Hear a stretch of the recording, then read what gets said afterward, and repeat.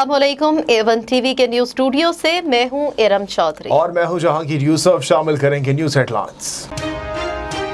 Corona की चौथी लहर, मजीद हलाकतें, 3 माह बाद एक दिन में रिकॉर्ड 141 अमवात। गुज़श्ता रोज 4199 नए केसेस भी रिपोर्ट हुए।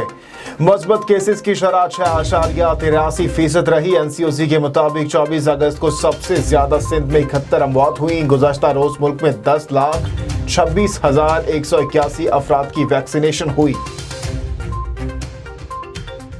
वज़ीर आज़म का लाहौर का दौरा, गवर्नर पंजाब, वज़ीर आला और वज़रा से मुलाकातें की। वज़ीर आला उस्मान बुज़दार ने सूबाई उमूर तरक्याती और फलाही मंसूबों पर ब्रीफिंग दी। इमरान खान की पंजाब एजुकेशन कन्वेंशन में शिरकत। शेखपुरा में पहले स्मार्ट जंगल का इफ्तिताह भी किया। शहबाज गिल का है कहना कि रावी रिवर मंसूबा 60,000 केनाल तक बढ़ाएंगे। सरसब्जो शादाब पाकिस्तान वज़ीर आज़म का विजन है। पाकिस्तान बराह रास्त अफगानिस्तान के किसी मसले में मुलविस नहीं। हमने अमरीका के इत्तेहादी होने की बड़ी कीमत उठाई। वफाकी वजीर दाखिला शेख रशीद की मीडिया से गुफ्तगू, बोले अफगानिस्तान में तमाम सिफारतखाने पाकिस्तान मुखालिफ इस्तेमाल हो रहे थे। आज भारत में सफ़े मातम बिछी है। शेख रशीद ने मजीद कहा कि PDM में मजीद ताकत नहीं, जलसे छोड़कर इलेक्शन की तैयारी करें। इमरान खान 10 साल आगे का सोच कर चलते हैं। वज़ीर ख़ारजा शाह महमूद कुरैशी का दौरा ताजिकिस्तान, ताजिक वज़ारत ख़ारजा में हम मनसब से मुलाकात। अफगानिस्तान की सूरत हाल और इलाकाई सलामती के अमूर पर बातचीत। वज़ीर ख़ारजा उज़्बेकिस्तान, तुर्कमेनिस्तान और ईरान भी जाएंगे। मीडिया गुफ्तगू में शाह महमूद कुरैशी ने कहा है कि पाकिस्तान अफगानिस्तान में कायम अमन को मुश्तरका जिम्मेदारी समझता है।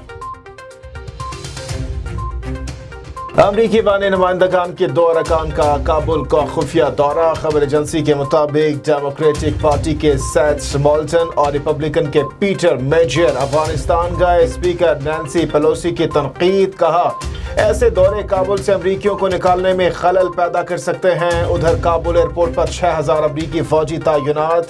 बरतानिया, फ्रांस, जर्मनी और तुर्की के अफवाज भी काबुल एयरपोर्ट पर मौजूद।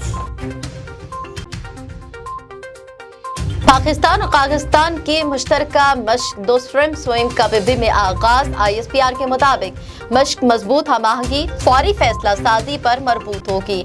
स्पेशल फोर्सेज मुगवियों की रिहाई, कंपाउंड क्लियरेंस का मुजाहरा करेगी। वज़ीर आला पंजाब उस्मान बुज़दार का लाहौरियों को मयारी इलाज मुआलजे की फराहमी के लिए एहसन इक़दाम। बुज़दार हुकूमत का सर्विसेज और जिना अस्पताल में जदीद एमरजेंसी टावर तामीर करने का फैसला। उस्मान बुज़दार ने दोनों अस्पतालों में state of the art emergency tower बनाने की उसूली मंजूरी दे दी। दोनों मंसूबों को जल्द से जल्द हतमी शक्ल देने की हिदायत।